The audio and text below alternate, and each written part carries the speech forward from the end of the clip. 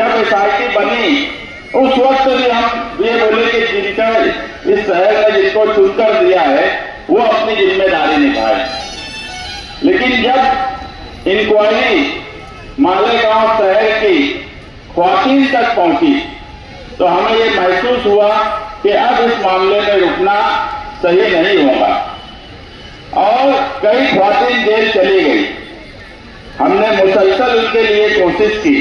4 महीने के बाद कुछ लोगों को रिहा किया, कुछ लोग आज भी जेल में बंद हैं। एक बड़ी तादाद यहाँ ख्वातीन की है। 8 जनवरी को कई लोगों का बेल एप्लीकेशन हाई कोर्ट में है। मैं आप लोगों से गुजारिश करूंगा कि 8 जनवरी को उनके लिए दुआ कीजिए, क्योंकि उनके बच्चे भी जब कोर्ट में हम जाते हैं तो उनके छोटे छोटे बच्चे हमसे पूछते रहे कि हमारी माँ कब रिहा होगी, वो जेल से कब छूटेगी। हमको खुद उनको क्या बोले और कैसे उनको समझाएं, हमारे लिए भी बड़ा मुश्किल मरहला था। और मुझे लगता है कि आप ख्वातीन औरतें ये बात समझ सकती हैं कि अगर छोटे बच्चे बाहर हैं और उनकी माँ जेल में है तो उनकी क्या हालत होती होगी। उसके बाद भी हमने मुसलसल लड़ाई जारी रखी। आने वाला वक्त एसआईआर की इंक्वायरी का है। मैं हर जगह ये बात बोलता हूं कि 3400 जन्म दाखिले की इंक्वायरी में 700 ख्वातीन पे एफआईआर दाखिल हुई। उन्हें कोर्ट जाना पड़ेगा, उन्हें कोर्ट के चक्कर लगाना पड़ेंगे। तो ये आप लोग महसूस कर सकते हो कि कोर्ट कचहरी पुलिस स्टेशन का चक्कर अगर आदमी को लगाना पड़ जाए तो बड़ी मुश्किल हो जाती है। अगर औरतों को लगाना पड़ेगा तो क्या हालत होंगी। एसआईआर की इंक्वायरी जब शुरू होगी तो 5,17,000 लोगों की इंक्वायरी होगी। आपके वार्ड नंबर 5 में 26,600 हो गए, उनकी भी इंक्वायरी होगी। तो क्या आपको लगता है कि जो मुखालिफ लोग हैं उनको कोई समझ है, वो आपकी इंक्वायरी करवा सकते हैं, या अगर कुछ 19-20 है तो उसके लिए दौड़ भाग कर सकते हैं क्या? मगर इस्लाम पार्टी ने मालेगांव सेकुलर फ्रंट के तारीफ करता जो उम्मीदवार है, आमिन मेंबर आपके वार्ड के हैं, वो मेंबर नहीं भी रहते तो दौड़ भाग करते। नईम हाजी है, फारूक फैजुल्ला है, अल्ताफ बेग है। मैं ऐसा मानता हूं कि इस वार्ड में, हर वार्ड में ऐसा होता है कि 2-3 मेंबर ऐसे होते हैं जो बहुत तेज होते हैं, कोई एक ऐसा होता है जो थोड़ा स्लो काम करता है। मगर आपके वार्ड में चारों के चारों बहुत तेज मेंबर दे दिए और तेजी से काम करने वाले लोग हैं, जिन्हें कागजात समझता है, जिन्हें कारपोरेशन समझती है, जिन्हें अधिकारियों से काम लेना समझता है। जब एसआईआर की इंक्वायरी शुरू होगी, यहाँ जाफरनगर में एक बड़ी तादाद यूपी वालों की है। 2002 की यादी का सवाल आएगा। हो सकता है कुछ लोगों का यहाँ नाम ना हो, यूपी में नाम हो। हम समाजवादी पार्टी के साथ में हैं, हमारे यूपी में समाजवादी के ताल्लुकात हैं, ये आमिन मेंबर के यूपी में ताल्लुकात हैं। मैं आपको भरोसा दिलाता हूं कि एसआईआर की इंक्वायरी होगी। अगर आपके पेपर यूपी में भी है तो ये चारों अपनी जिम्मेदारी से आपके पेपर भी लाएंगे और एक फर्द का भी नाम 26,600 में से एक फर्द का भी नाम उस वोटर लिस्ट से नहीं काटने देंगे, उस पर सवालिया निशान नहीं लगने देंगे। क्योंकि मालेगांव शहर में ऐसा होता है कि अगर मामूली मिस्टेक भी हो गई तो बांग्लादेशी है, रोहिंग्याई है, पाकिस्तानी है, अगर ख्वातीन का नाम आया उनके साथ भी यही बात जोड़ दी जाती है। तो ऐसे वक्त में इस शहर में सिर्फ रोड गटर के साथ साथ आपके तहफ्फुज़ का ख्याल रखने की जिम्मेदारी मालेगांव सेकुलर फ्रंट की है। अगर हमारा इख्तियार वहां नहीं आया, हम सिर्फ वार्ड नंबर 5 के 4 कारपोरेटर का इलेक्शन नहीं लड़ रहे हैं। नदी के इस पार 44 सीट पर हम जीत हासिल करना इसलिए चाहते हैं कि बीजेपी शिवसेना का अपना मेयर बनाना चाहती है। इस तरफ से एमआईएम जो है वो 20-22 सीट लाकर उनकी हिमायत करना चाहती है। पिछले कई सालों से आप देख रहे होंगे कि जन्म दाखिले से लेके जमीन के मसाइल से लेके कुरैश बिरादरी का मसला, जो मंत्री हैं उनके लड़के रोड पर गाड़ी रोकते हैं, कायदा हाथ में लेते हैं, लोगों के ऊपर जुल्म करते हैं, मगर बोलने वाला कोई नहीं है। मौजूदा एमएलए अपनी जिम्मेदारी नहीं निभाते। उनके जो लोग हैं, जिन लोगों को टिकट दिया गया है, आप उनका मुआवजा अगर इनसे कर लेंगे तो आपको समझ आएगा कि ये आपके लिए कितना काम कर सकते हैं और दूसरे लोग कितना काम कर सकते हैं। मैं आप लोगों से गुजारिश करूंगा कि वार्ड नंबर 5 के तमाम ही उत्तर एक तरफा इस्लाम पार्टी के रिक्शा निशान पर आप वोट दीजिए। हम आपके लिए आपकी बुनियादी जरूरत के साथ साथ आपके तहफ्फुज़ का ख्याल रखेंगे, आपके बच्चों के मुस्तकबिल का ख्याल रखेंगे। किसी भी तरह की इंक्वायरी हो जाए, अगर कारपोरेशन में हमारा मेयर रहा तो हम हिकमत से कानूनी तौर पर आप लोगों की हिफाजत की जिम्मेदारी ये 4 कारपोरेटर की रहेगी। मैं आपसे बस यही गुजारिश करूंगा कि किसी के बहकावे में, किसी भी तरह की लच्छेदार तकरीर में सामने वालों के पास कोई मुद्दा नहीं है इलेक्शन लड़ाने का। उनका सिर्फ एक ही मकसद है कि कारपोरेशन में बीजेपी शिवसेना का मेयर बन जाए, 2.5 साल उनका मेयर रहे, 2.5 साल इनका मेयर रहे। आज प्रशासन राज था, मगर उसके बाद भी किरण सोमैया कई बार आया, कई आंदोलन से आने नंबर हमारे साथ रहे। अगर भगवा झंडा लहरा गया, अगर भगवा झंडा लहरा गया तो उसके बाद हम किसी को बचाना हमारे लिए मुश्किल होगा। इसलिए आप लोगों से गुजारिश है कि रिश्ते पर वोट देकर अपने तहफ्फुज़ और अपनी तरक्की के लिए रिश्ते पर वोट दीजिए। शुक्रिया।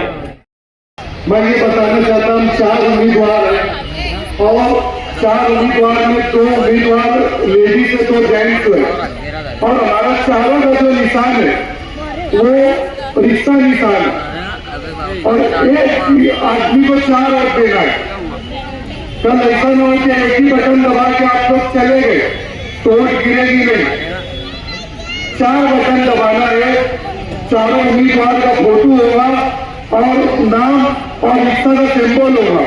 अगर नाम पढ़ते नहीं आया तो रिश्ता के सिंबल की चारों बटन एक के बाद एक के बाद एक के बाद एक चारों बटन दबाना है और चारों बटन में जब तक आवाज नहीं आए वहां से हटना नहीं है और आप लोगों को वोट देते हुए डरना और घबराना नहीं है।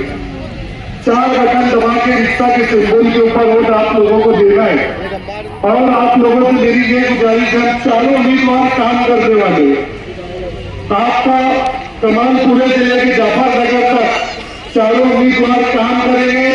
मैं आपको अल्लाह का अजीज नाजीज जानकर ये गवाही देता हूँ कि आप लोग जब आवाज देंगे हम आप लोगों का काम करेंगे। तो आप लोगों से मेरी गुजारिश है कि आप लोग 15 तारीख के दिन सुबह 6 बजे 2 टाइम से पोलिंग चालू होगी तो जो हमारी यहाँ माए बहन आ रही है कंटिन्यू खाना पकाना छोड़ के जो हमारी वोट है वो गिराए, हमारे घर वालों की गिराए। आज हमारे सामने जो मुखालफिन है वो एमआईएम के लोग हैं। एमआईएम मतलब बीजेपी मतलब नरेंद्र मोदी, आरएसएस ये लोग हैं। बीजेपी में इनकी हमने एमआईएम को अगर पतंग को वोट दिया इसका मतलब बीजेपी को वोट दिया।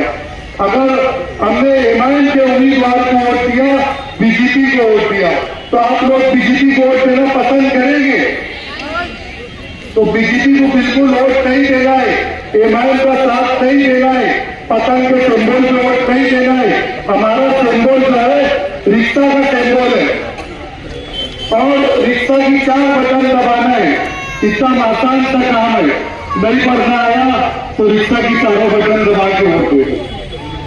मैं आप लोगों को एक बात और शॉर्टकट में बताता चलूं, मालेगांव शहर में सबसे पहले कोरोना कमालपुरे से आया और कोरोना आया तो वहां पे 4 पेशेंट कमालपुरे में कोरोना के लिए थे। हमारे एक जो पेशेंट जो हमारी बिगड़ मालूम मार्क्स दिए सिविल हॉस्पिटल में चले गए और उसके बाद उसकी डेथ हो गई। सिविल हॉस्पिटल में जाने के बाद इंतकाल हो गया। उनके इंतकाल के बाद जब मालूम पड़ा कि सिविल हॉस्पिटल में लोग जाके इंतकाल हो जा रहा, तो हमने पूरे कमालपुर में जितने पेशेंट कोरोना के थे खड़े रह के हमने हर घर में इलाज करवाया, पेशेंट एक भी जाने नहीं दिया। और जितने छोटे हॉस्पिटल हमारे वार्ड में थे, एक एक हॉस्पिटल को हमने जाके खुलवाया। हेल्थ ऑफिसर से बात की, कमिश्नर से बात की कि एक भी डॉक्टर को कोरोना नहीं है, हमारी जिम्मेदारी, सब हॉस्पिटल खोल दो, एक भी कोई हॉस्पिटल में जाएंगे नहीं, हर हॉस्पिटल में इलाज होगा, हमारे इलाके में होगा और हर घर के अंदर इलाज होगा, कोई बाहर जाएगा नहीं। मुझे एक और दिन में कलेक्टर जो पंकज आशिया का एक कलेक्टर था हमारे गाँव में, पर्सनल कलेक्टर भेज के उनको मालूम गांव में काम काज करने की जिम्मेदारी दी। वो कलेक्टर को जब मालूम पड़ा कि हम सिविल हॉस्पिटल में पेशेंट नहीं जाने दे रहे, कलेक्टर का मुझे फोन आया कि अगर एक भी पेशेंट तुझे घर में इलाज करवाया मैं तुझे जेल में डाल दूंगा। मैंने कहा कलेक्टर साहब जेल मंजूर है, मगर एक भी पेशेंट मैं जाने नहीं दूंगा, मेरे नाम पे केस बना दो, मरने के लिए जाने देंगे। अगर किसी को सुई में भेज दिए, जीवन हॉस्पिटल में भेज दिए तो मारने देंगे क्या? जेल पसंद करे तुम्हारे लिए, मगर किसी को जाने नहीं दिए। तो आप लोगों से गुजारिश है, 15 तारीख को जो आप लोगों के साथ काम कर सकता, इसको वोट चुन के दो। हालात कह के नहीं आते, हालात कब के आ जाए तो जिसको बात करने का ढंग नहीं, उसको वोट दे क्या पाएगा, क्या करेंगे? बात करने का ढंग नहीं है, वोट कैसे दे? तो मैं आप लोगों से यही बात बोलूंगा, दुआ में याद रखो 15 तारीख को और रिश्ता के सिंबल पर और दोस्तान होगी। मजीद भाई राकेल वाले और स्टेज पे बैठे जैसे हमारी बहन फरजाना अपा और तमाम माँ बहने मेरे सामने बैठे हुए बहन, मैं ज्यादा तकलीफ नहीं कर रहा हूँ, तो मैं घर घर आके बोल रहा हूँ। मुझे सिर्फ ये बोलना है कि आज हमारे महल्ले में जिस तरीके से सैयद मुस्लिम साहब ये काम किया करते थे, तो उनकी बहुत शिद्दत से जो हम लोगों को कमी महसूस होती। लेकिन अल्लाह का एहसान है कि देखो अल्लाह ताला हर एक का जो है वैसे तो नहीं है, हो सकता है कि उसका बदल नहीं लग गई।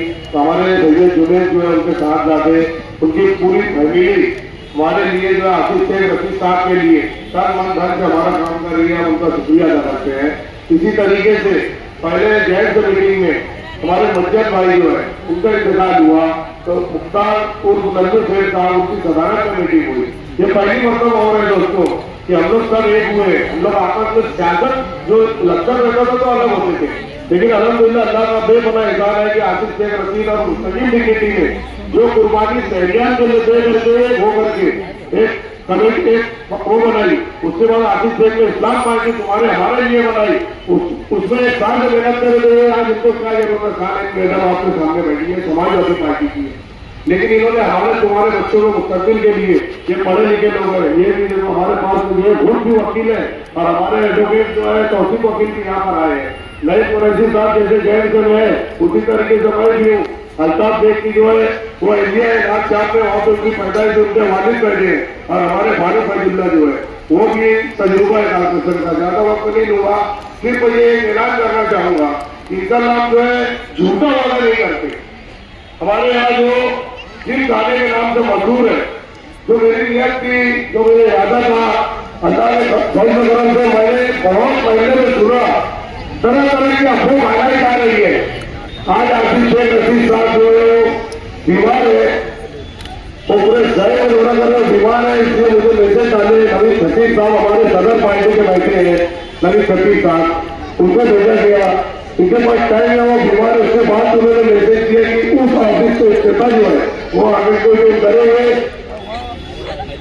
मैं मुझे कहना चाहूंगा कि वहां पर मैं समझता हूँ कि पहली मरतबा वहां मां बहनों के लिए जो बच्चियों के लिए जो है लेडीज सिलाई क्लास जो है उसका इस्तेमाल करेंगे, तलाशी करना था, लेकिन धोखा वाला कि आप लोग देख सकते हो जाकर सिलाई मशीन रखती है। दूसरा जो है कोई पैसा नहीं लगेगा, ये रतन टाइम से नहीं बना के ऐसे रखा गया, ये मेरी बनाने बहुत पहले थी, लेकिन अभी भी अधूरा है, तरह तरह की अफवाह बनाने वाली थी। आराम से उनके मुंह में तमाशा है। मेरी बात वालों से गुजारिश है, यहाँ से जाते जाते देखते हैं, उसको छोटा रखेंगे 2-3 दिन बाद। उसके बाद बच्चियों जो पढ़ी लिखी है उनके लिए कंप्यूटर क्लास के लिए अलग रूम बनाया गया है। तीसरी चीज जो है कुकिंग का, हमारी बच्चियां जो है झोपड़े रहती है, छोटे से झोपड़े में रहती है, तो मेरी एक सोच बता रहा कि वहाँ ये कम से कम ये बहाने जो है घर से बाहर निकल के खुले माहौल में रहेगी, तो वहाँ कंप्यूटर क्लास है। चौथी चीज जो है वहाँ मैं गुजारिश करूंगा कि वहाँ म्यूजिक सिखाई जाए। ये कोई झूठा मतलब नहीं, आप लोग जाए आकर के देख लेना, झूठा मतलब उसके और एक काम चालू है, स्पेशल लेडीज जिम खाना जो है काम चालू है या बुरा है, वहाँ इस तरह लेडीज जिम खाना रहेगा। और सबसे बड़ी बात, जो मेरा छोटा भाई जो वसीम राम से फेमस है, उसने मुझसे कहा भैया अपने बहुत ऊंच नीच देखे, तो हमारे को जो है जिस तरीके से पूरे पिछले टर्मों में पत्थर वाले स्कूल जो पढ़ाने में सभी स्कूल बोलते हैं, वहां पर जो मैंने केजरीवाल जो दिल्ली के स्कूल में वो किया था, मैं उस साल मैंने छोटा सा अंदाज में कोशिश किया, तो उस स्कूल में हमारे पूरे पैनल में जो बच्चियां बनेगी, पहली से लेकर 5वीं तक उनकी किताबें जाएंगे और यूनिफॉर्म में मेरे घर के तरफ से धुआं पड़ता है। आराम में तमाम वास्ते भूखा माता नहीं है या कोई लालच नहीं दे रहा है उसके वास्ते। उसके बाद जो है हमारे यहाँ पर जो है चारों उम्मीदवार में बैठे, तो 2 लेडीज है 2 जेंट्स है, लेकिन उसके बाद भी बता रहे माँ बहनों को मसाई के लिए हम लोग एक महीने में 4 हफ्ता होता है, तो एक हफ्ता कमान पूरे में हमारी चारों की दुनिया जो है वो कमान पूरे में वो एरिया में ऑफिस बनेगी, वो एक 5 दिन के बाद वहां बैठेगी, कम से कम जो भी टाइम है वहां बीच में जाएगा, वो भूखा माता नहीं है। उसके बाद जो है नई मवेशी हमारे उनका घर हमारा उधर रहता है, वहां पे ऑफिस रहेगी, दूसरे हफ्ते में वहां पे चारों बैठेंगे। तीसरा जो है 9-6-25 है हमारे जो है अल्ताफ भाई, उनकी एरिया खुद बैठेगी। ये मसाइल औरतों के आक्रमण में नहीं मालूम पड़ पाता, ये हमारी सोच बता रहा। और जाफर नगर में जो जिस नागरिक से मशहूर है वहां मेरी एरिया स्कूल बनाने के बाद में बैठेगी, तो उसके जिम्मेदार हम रहेंगे। और हम जैन के लिए जो है दूसरा काम तय करके, ये किसी ने पता नहीं किया, क्योंकि आगे को आफत बहुत आगे आनी है, पेपर देंगे। मैं घर घर जाके बोल रहा हूँ, आप लोग आए, बहुत कम टाइम में आप लोगों को बहुत समझाना था, लेकिन अभी आपको 60 में 13 में हमारा उसका खुद का हवा में रखल हुई है, उसको पूरे शहर में रहती है और बहुत ऊंची इमारत हर गली कचरे में रहती है। किसी को घर मिला हिस्से में या कोई दुकान आई, मैं घर में सबसे छोटा था, मेरे हिस्से में ना आई। अल्हम्दुलिल्लाह आज ये मीटिंग वार्ड नंबर 5 में जाफर नगर में रखी गई है। वार्ड की तमाम माँ बहनों का आने के लिए बहुत बहुत शुक्रिया। ये मीटिंग 15 जनवरी कॉर्पोरेशन के होने वाले इलेक्शन के माध्यम से रखी गई है। ये इलेक्शन इसलिए जरूरी है कि आज उनका परस्पर की ताकत मुसलमानों को किस तरह घेर रही है, पूरे हिंदुस्तान के अंदर मुसलमानों को दबाया जा रहा है। इसी तरह मालेगांव के अंदर आज तुम देखो एसआईटी के नाम पर, जन्म दाखिले के नाम पर, किला झोपड़पट्टी के नाम पर, मस्जिदों में धोनों के नाम पर बताया जा रहा है। और उसमें 2024 इलेक्शन हारने के बाद आसिफ सिद्दीकी और मुस्तकिल द्विवेदी ने एक फ्रंट बनाया और वो फ्रंट के जरिए पूरे मुसलमानों की रहनुमाई की। कोर्ट का ऑर्डर होने के बाद भी आज किला झोपड़पट्टी महफूज है। इसकी को सबसे बड़ी वजह है आसिफ सिद्दीकी और मुस्तकिल द्विवेदी। आज एफआईआर का मामला अपने सामने आने वाला है। अगर हम चारों उम्मीदवारों को अगर भरपूर अक्सरियत से कामयाब नहीं करते हैं, अगर हमारा माकूल नहीं बैठाते हैं, किले अपने पूरी बाजू के दुर्गा तरफ से ताकत अपने पे नाखुश हो जाएगी, भगवान देगा और नहीं देगा। हमें सब एकजुट होगा, इस्लाम पार्टी और मुस्तकिल द्विवेदी का साथ देना है और पूरे पैनल को चुन के ला के इस्लाम पार्टी का माकूल वहां बैठाना है। और आगे जो आने वाली इस्लाम पार्टी से ताल्लुक रखने वाले जिम्मेदारान और आप तमाम मेरी माएँ और बहनें, आज मैं जब यहाँ आई, आप लोगों की तादाद, आप लोगों का जोश इस बात का आगाज कर रहा है कि मालेगांव शहर में अब औरतें मजहब के नाम पे इस्तेमाल नहीं होगी, अब अपने हुकूक के लिए लड़ेगी। क्योंकि हमारे इलाके में अगर कोई चीज की तकलीफ होती है, नल की तकलीफ हो, रोड की तकलीफ हो, सड़क की तकलीफ हो या गटर की तकलीफ हो, सबसे पहले अगर कोई परेशान होता है वो औरतें होती हैं।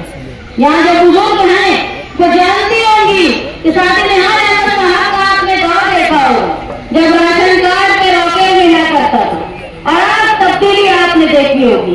जिस वक्त औरतें बेदार होती हैं, नौजवान बेदार होते हैं, तो अपने अंदर एक नया इनकलाब लेकर आती हैं। खैर, ये इलेक्शन कॉर्पोरेशन का है। इस इलेक्शन में उम्मीदवारी कर रहे हैं लोग। मैं जहाँ आकर खड़ी हुई हूँ वहाँ 4 उम्मीदवार हैं, चारों इस्लाम पार्टी के उम्मीदवार हैं। और आप ये समझ लो, जिस तरह शाहीन ने बताया कि ये इलेक्शन रोड गटर नल का तो है ही, और वो कायम रहेगा, ये कोई नई बात नहीं है। हर कॉर्पोरेटर का फर्ज है कि उसने अपने इलाके के इंतजाम सही करना चाहिए। गटर में ढाल नहीं है वो सही करना चाहिए, नल में प्रेशर नहीं है वो करना चाहिए, सड़क टूटी है वो बनाना चाहिए, और यह भी इंतजाम करना चाहिए कि इलाके में साफ सफाई रहे। लेकिन ये इलेक्शन इस सब से बढ़कर हमारी हिफाजत के लिए, शहर की हिफाजत के लिए ये इलेक्शन बहुत जरूरी।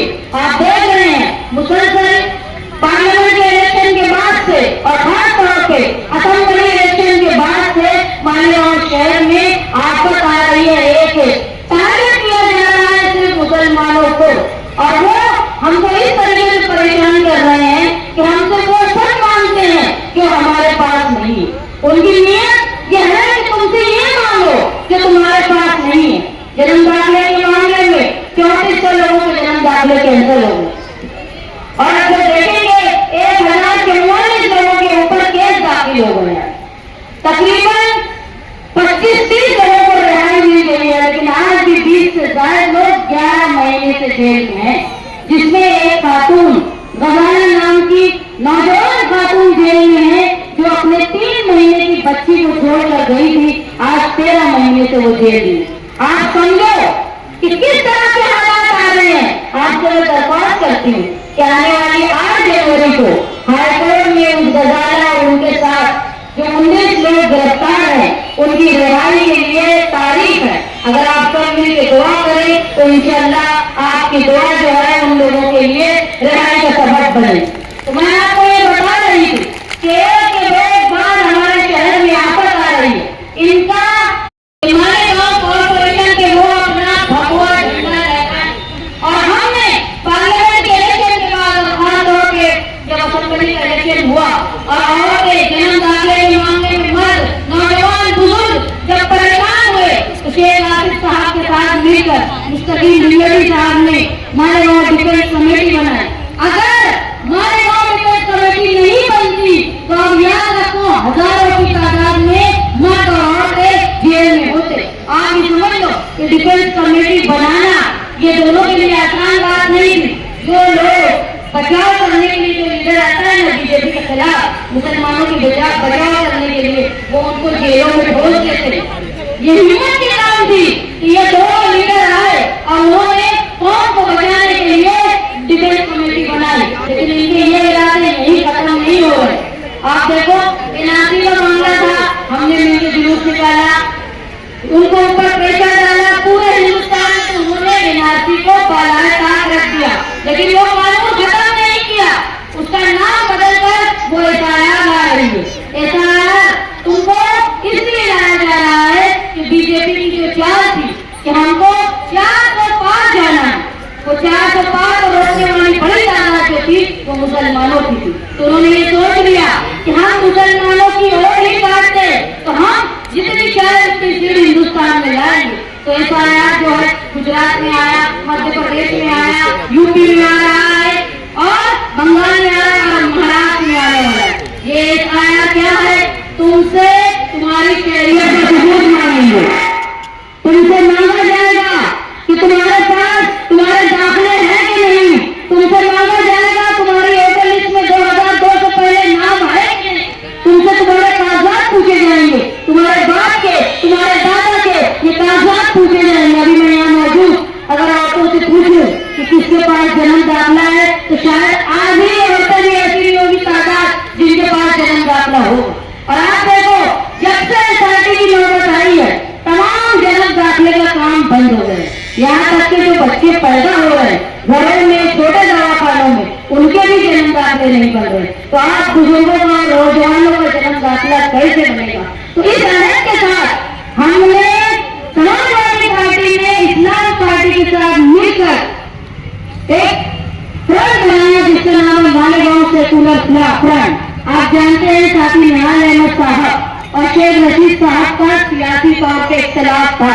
हम कभी एक साथ नहीं होते, न कभी हुए, लेकिन जब हम लोगों ने महसूस किया कि हम सियासत इस शहर के लिए करते, इस शहर के नाम पे, ये शहर वो है जिसने निहाल अहमद को साथी निहाल अहमद बनाया, ये शहर वो है कि शेख रशीद को शेख रशीद साहब बनाया, ये शहर ने हमको इज्जत दी। अगर ये शहर आपस में आ जाएगा तो हम कहाँ सियासत करेंगे, क्या कुर्सी करेंगे फायदा। तो मिलकर सियासी इख्तिलाफात होने के बावजूद भी हमने एक साथ मिलकर इलेक्शन लड़ने का फैसला किया, इसलिए कि जिस तरह एसआईटी की नौबत आई है, जिस तरह आगे और एसआईआर की नौबत आने वाली है, इस शहर का कोई भी शहरी वो एसआईआर की नौबत में ना फंसे। आप देखो एसआईटी के इतने मामले होने के बाद भी इस शहर का एमएलए किसी भी जन्म दाखिले वाले का कभी कागज चेक नहीं किया, कभी असेंबली में खड़े होकर ये बोले नहीं कि हमारे वहाँ शहर में कोई बांग्लादेशी नहीं है, कोई रोहिंग्याई नहीं है, बल्कि उन्होंने फिरका परस्तों का साथ दिया। और यही साथ चाहता है कि आने वाले कॉर्पोरेशन इलेक्शन में उनके साथ मिलकर भगवा झंडा यहाँ लहराए। अगर आप ये समझते हैं कि यहाँ पर हुकूमत आ गई बीजेपी की, याद रखो जब बीजेपी बस्तियां तोड़ती है ना, तो न वो अमीर का घर देखती है, न गरीब का झोपड़ा देखती है, न वो पढ़ा लिखा देखती है, न वो जाहिल देखती है, वो सिर्फ देखती है कि मुसलमान है। तो इसलिए आप अगर यूपी के हालात देखते होंगे तो आप समझो कि वहाँ के हालात कितने खराब है। हमारे गाँव में तो मुसीबत ये है कि बहुत सारे इलाके ऐसे हैं जिनके 7-12 को उतारे नहीं, 8-12 को उतारा है। तो आप समझ लो बीजेपी आ गई तो न सिर्फ तुम्हारे घर, तुम्हारे घर वो इलाके की मस्जिदें और वो इलाके के मदरसे भी खतरे में होंगे, क्योंकि बीजेपी की बुलडोजर की सियासत मालेगांव में भी आ जाएगी। तो मैं आपसे दरख्वास्त करती हूँ कि एसआईआर की मुसीबत को खत्म करने के लिए जो हम लोगों ने मिलकर एक सेकुलर फ्रंट बनाया है, उम्मीदवार जो हमारे हैं वो इस जंग के लिए निकले हैं कि हमको बीजेपी का भगवा झंडा मालेगांव कॉर्पोरेशन में नहीं लहराना है। यहाँ नाम है कि आमीन भाई इलेक्शन लड़ रहे हैं, नईम कुरैशी इलेक्शन लड़ रहे हैं, अल्ताफ बेग की बीवी इलेक्शन लड़ रही है, फारूक फैजुल्ला की वादा इलेक्शन लड़ रही है, लेकिन हो सकता है कि इनसे कुछ निजी दुश्मनी भी हो, नाचाकी भी हो, इंसान है, सबका सबसे अच्छा ताल्लुक नहीं होगा, कुछ ना कुछ नाराजगी होती है। लेकिन ये याद रखो उम्मीदवार कौन है, लेकिन इनका मकसद क्या है, ये किस मकसद के लिए निकले हैं, ये शहर को बचाने के लिए निकले हैं, ये लोग भगवा को रोकने के लिए निकले हैं, ये लोग इसलिए निकले हैं कि तुम्हारे घर महफूज रहे, तुम्हारी मस्जिदें महफूज रहे, तुम्हारे मदरसे महफूज रहे, और जब तुम्हारे ऊपर एसआईआर की नौबत आए तो तुम्हारे कागजात महफूज रहे और तुम्हारी शहरियत महफूज रहे। इसलिए अगर कोई मुखालिफ किसी और पार्टी का तुम्हारे पास वोट मांगने आता है तो उसको बोलो ये वक्त सियासत करने का नहीं है। कोई मुफ्ती साहब का नाम लेके वोट मांगता होगा, कोई फला साहब का नाम लेके वोट मांगता होगा, तो उनको बोलो कि ये वक्त मजहब के नाम पर सियासत करने का नहीं है, ये वक्त है अपनी कौम को, मिल्लत को बचाने के लिए। और ये 4 दियाले रिक्शा निशान से आपकी हिफाजत करने के लिए निकले हैं। तो ये भूल गया कि उम्मीदवार कौन है, ये याद रखो कि मकसद क्या है, तुम्हारी शहरियत बचाने के लिए। आपको पता है अगर एसआईआर में कोई एक पर्द फंस जाएगा तो क्या करने वाले हैं वो, उनका आधार कार्ड कैंसिल करेंगे। आधार कार्ड का मतलब होता है उनकी शहरियत को खत्म किया जाएगा, उसके बाद उसका वो लोग राशन कार्ड कैंसिल करेंगे। एक राशन कार्ड पे कितने लोगों का नाम होता है, अगर मैंने गलत कागज दिया है तो मेरे साथ मेरा शौहर भी फंसेगा, मेरे बच्चे भी फंसेंगे, मेरे सास ससुर भी फंसेंगे। तो एक आदमी की गलती से पूरा खानदान मुतासिर हो जाएगा। और आपको पता है यूपी में डिटेंशन कैंप बनाया जा रहा है,